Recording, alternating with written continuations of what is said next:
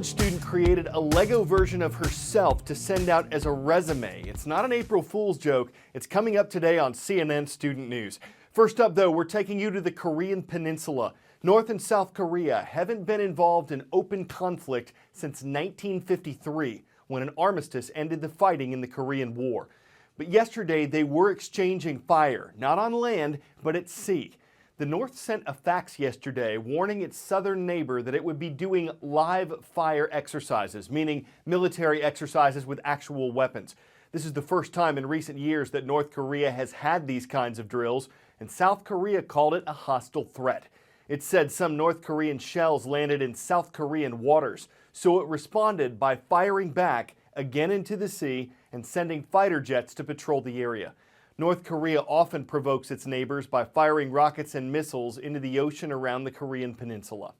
The United Nations is telling Japan to stop a yearly whale hunt.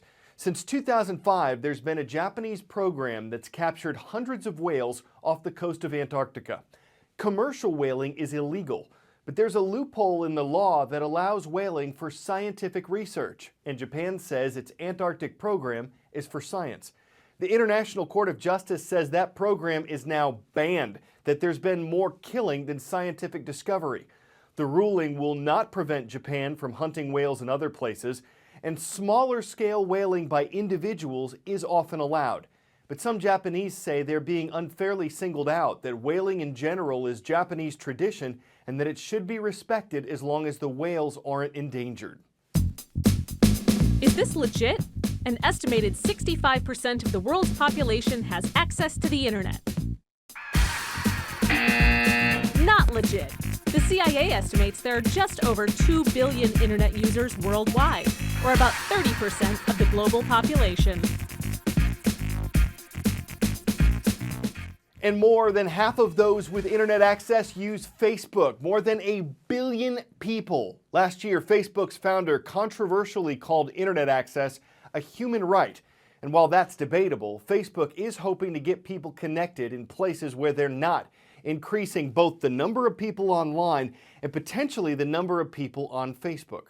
Imagine it. For the first time in history, humanity firing on all cylinders. Facebook is taking to the skies in an effort to bring the internet to the world, turning its attention to unmanned aircraft or drones and satellites to reach the roughly 5 billion who can't get the internet. CEO Mark Zuckerberg explained the vision to CNN's Chris Cuomo last August. Here, we use things like Facebook to share news and catch up with our friends, but they're going to use it to decide what kind of government they want, get access to healthcare for the first time ever, connect with family hundreds of miles away that they haven't seen in decades. Getting access to the internet is a really big deal. Internet.org is Facebook's effort to bring together the world's biggest tech companies to find a way to reach people with no access to the internet. But first, Facebook has to figure out how to use this technology to reach those people, many of whom live in underdeveloped places in Asia and Africa. Zuckerberg says the company has hired experts from NASA and UK-based Ascenta, the developer of the longest-flying solar-powered drones, to help. Facebook's Yale Maguire says satellites are constantly on the move, so you have to figure out a way to capture the information from each one of them while they're passing over a specific place. Solar-powered unmanned aircraft can offer a solution in less populated areas. So we're looking at a new type of plane architecture that flies at roughly 20,000 meters, 20 kilometers, because that's the point where the winds are the lowest, it's above commercial airlines, it's even above the weather, and actually can stay in the air for months at a time. And these planes are solar powered, and they sit there and they just circle around, and they have the ability to just broadcast internet down, but significantly closer than a satellite does. Facebook says its motives are altruistic, internet for all.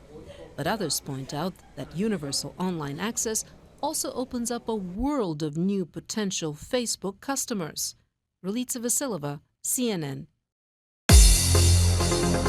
Forget internet, today's roll call mascots are going old school, as in medieval legend old school. We'll start with some dragons. Welcome to Gretna High School. Glad you're watching in Gretna, Nebraska. Next we have the Lancers. Good to see you at Longfellow Middle School in Falls Church, Virginia.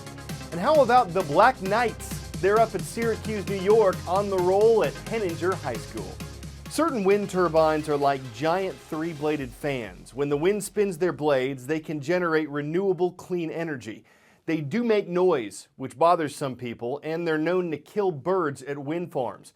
The U.S. is building several wind farms offshore. Scientists think they can survive weaker hurricanes.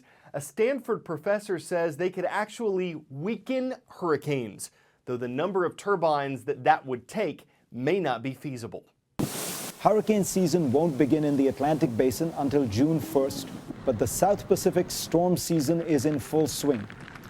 At any point in time, in fact, 'tis the season for hurricanes, typhoons, or cyclones somewhere in the world. With winds up to an astounding 190 miles per hour, fierce storms can dump more than 2.4 trillion gallons of rain in a day. At this point, the world really has nothing to defend against nature's fury. But a Stanford study says there may be something that could stand in a hurricane's way, quite literally. It's not some brand new technology or hypothetical machine I'm talking about. It's wind turbines. According to the study, large numbers of wind turbines could slow down the outer winds of the hurricane, decrease wave heights, and cause it to dissipate faster. The authors say 78,300-foot turbines off the coast of New Orleans could have reduced Hurricane Katrina's wind speeds by as much as 98 miles per hour by the time they reached land and decreased storm surge by an incredible 79%. Considering the billions of dollars of destruction a single storm can cause, a solution that provides renewable energy, pays for itself, and saves lives. April is Financial Literacy Month, and if you're planning on pursuing higher education, we're planning a glossary of terms to help you understand what to expect, especially as a lot of you are in the application process right now. Today's term, cost of attendance, or COA. It's not just tuition, it's the actual amount you'll be paying each year at college once you add in living expenses, books, transportation, and other stuff that comes up. So while in-state tuition at a public school in Georgia, for example, is around $10,000 per year, once you throw in your dorm room, a 7-day meal plan, books, and other expenses, your COA jumps up to $22,000 a year. So it's important to look and plan beyond tuition if you're planning to go to college away from home. It started as a science fair project. 14-year-old Suvir Merchandani found that printer ink costs more per ounce than Chanel No. 5 perfume, so he focused on ways to use less of the ink. My research led me to conclude that the government could save almost $234 million simply by switching to that one font.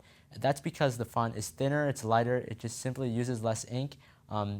Just simply looking at it, you wouldn't be able to tell that it actually saves 30% of ink costs. So those were my conclusions. So for state and federal governments using the Times New Roman font on printouts, Suvir says the switch to the lighter Garamond font would use less ink, saving a total of $400 million a year. But Garamond's a smaller font, so some critics say it'd be less legible at the same size. And they say the government pays for ink differently, so the switch might not save that much, though it could save us a few bucks at home. Not a great job market for recent college graduates. How can they make themselves and their resumes really stand out? Here's one idea. Leah Bowman, a junior at Northwestern University, built herself in Legos. She used some computer programs, including Lego's free digital designer software for the resume, and she raided her dad's Lego collection to actually build herself brick by brick. The resume alone may not land her a dream job just yet, but to get an employer's attention, this idea is a blockbuster. Even if they see other colorful resumes, how are they going to let go of this one? It's instructive and good self-marketing. It builds on her creativity and talent. It leaves the competition in pieces. This block party's over. We'll put another show together for you on Wednesday. I'm Carl Azus.